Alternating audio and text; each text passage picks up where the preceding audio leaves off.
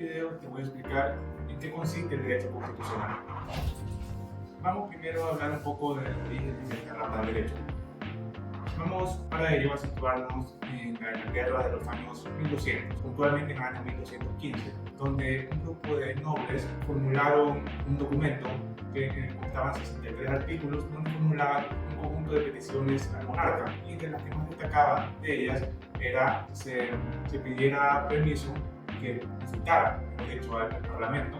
En ese entonces se lo conocía como Consejo del Reino, al momento de querer implementar nuevos tributos o elevar ya existentes. Y también pues se solicitaba al rey que respetara todo este conjunto de derechos que se conoce como el debido proceso, que es en cuanto a las reglas que se deben de seguir cuando se pretende penar a una persona, ya sea la privación de libertad, ya sea el exilio o algún tipo de sanción que recaiga sobre sus bienes. Y este documento escrito recibió el nombre de Carta Magna, que seguramente le sonará familiar ese nombre, ya que muchos juristas, inclusive gente de fuera del mundo del derecho, utiliza este término para referirse a la Constitución.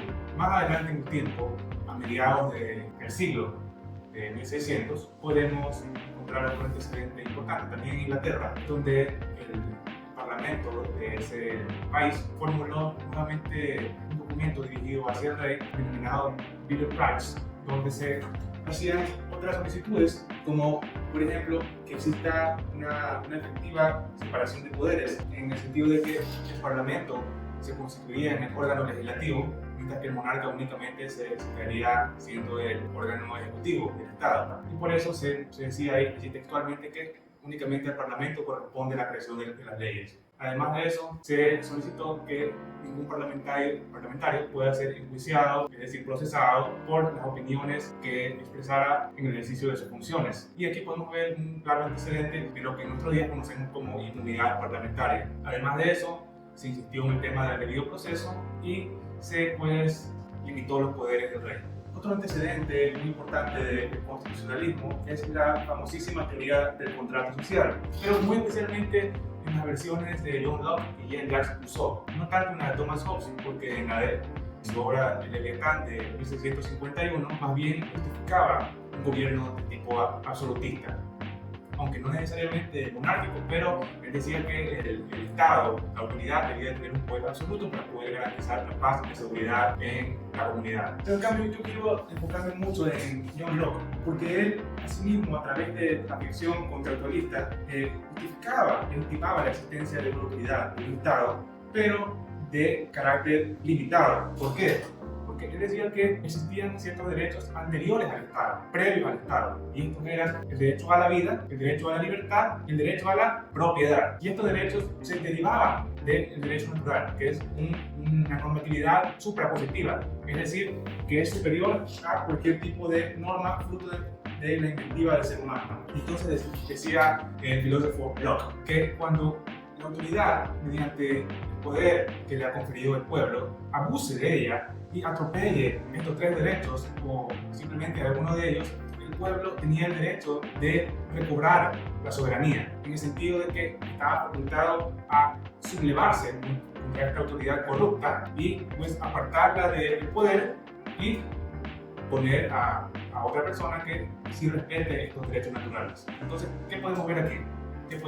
Pues que se está limitando el poder de la autoridad. El poder de la autoridad ya no tiene un carácter omnipotente, sino que tiene pues un punto, una barrera que no puede sobrepasar.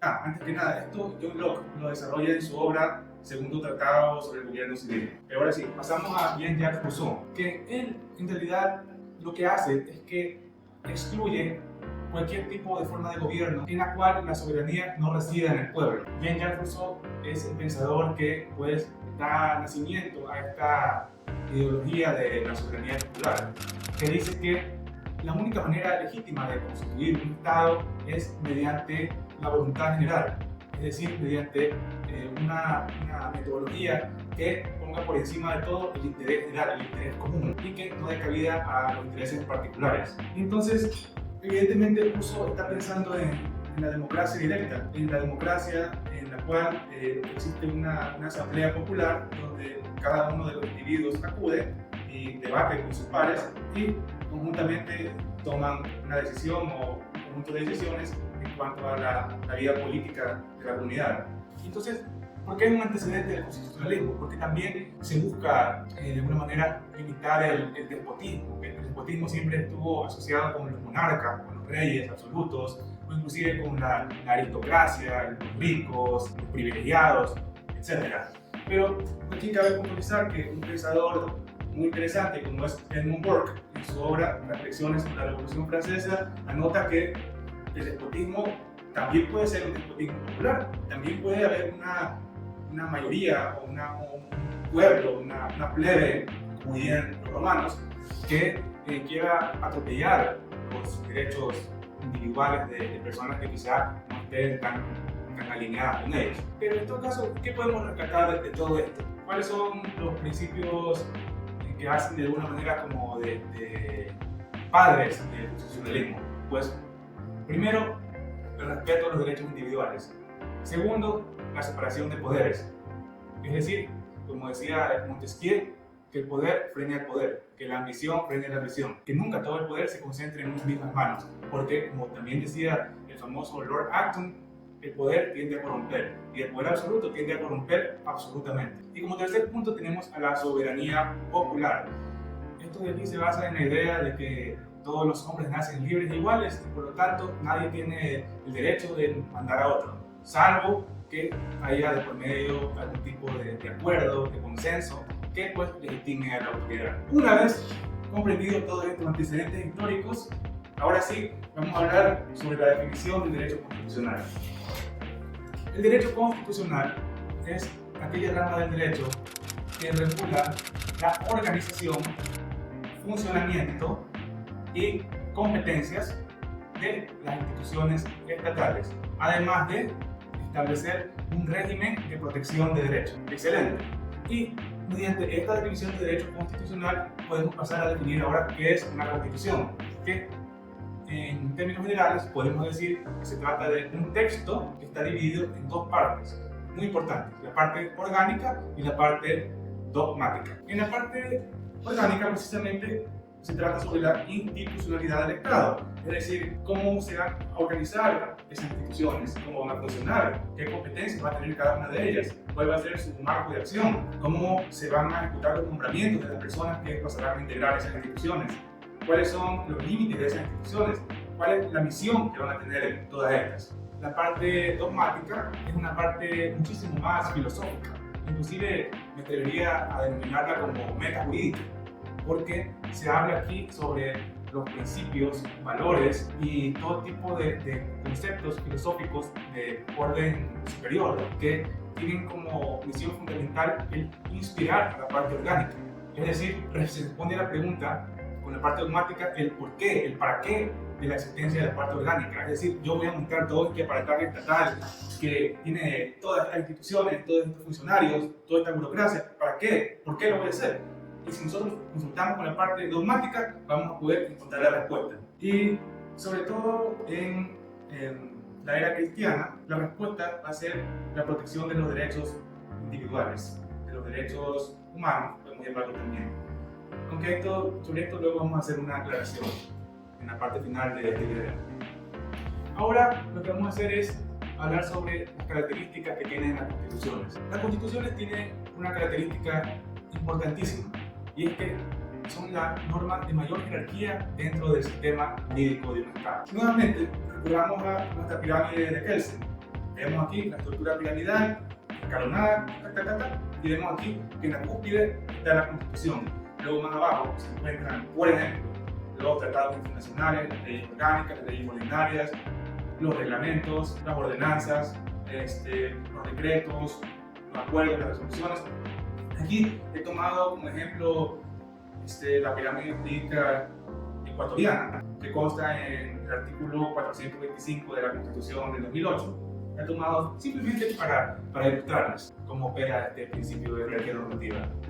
Y por eso siempre también los entendidos en la materia dicen que todas las normas infraconstitucionales, es decir, que se encuentran por debajo de la Constitución, tienen que adecuarse y subordinarse a la norma suprema, adecuarse en el sentido de que su contenido debe ser compatible con el texto constitucional, no lo puede contradecir, no lo puede violentar, y subordinada en el sentido de que siempre la Constitución va a estar por encima de toda esta normativa que pues, se encuentra en un nivel jerárquico por debajo de la Constitución. Y vamos a nuestra segunda característica, y es la rigidez constitucional, que significa que una Constitución, al ser la norma más importante y la que dependen todas las demás de un ordenamiento jurídico, no puede ser cambiada constantemente, no puede ser cambiada todos los meses, cada 3 meses o cada año. Eso no puede ser así porque afectaría gravemente a la seguridad jurídica de ese Estado.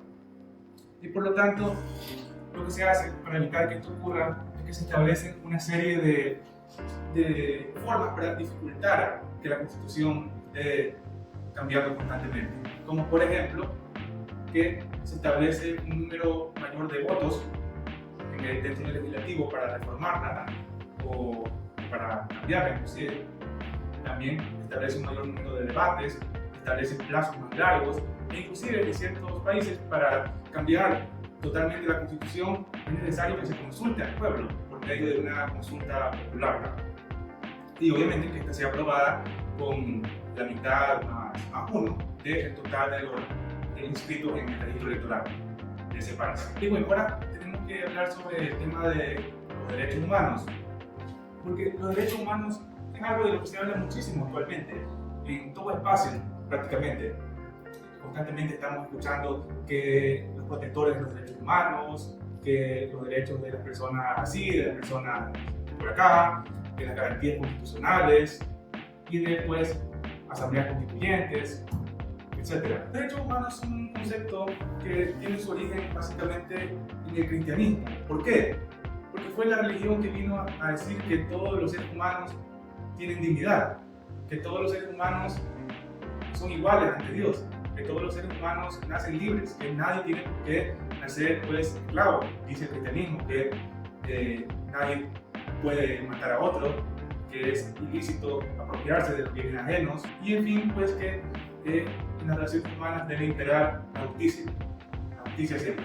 Pero, ¿qué es lo que ha pasado en nuestro siglo? Pues que han habido ciertos organismos internacionales, principalmente también muchas ONG, que han pretendido apropiarse del concepto de derechos humanos. Es decir, que lo que han sido para Occidente a lo largo de 20 siglos, pues eso ya no tiene importancia, sino que ahora ellos son los que nos dicen qué son los derechos humanos.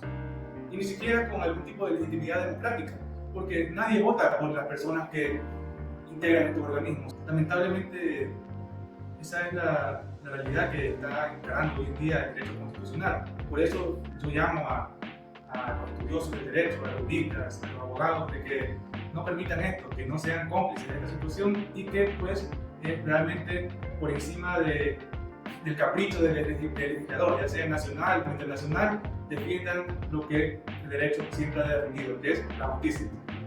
Espero haberles aportado con este video, me agradecería que le den like y que se suscriban. Si tienen algún comentario también con toda confianza, que yo les respondo.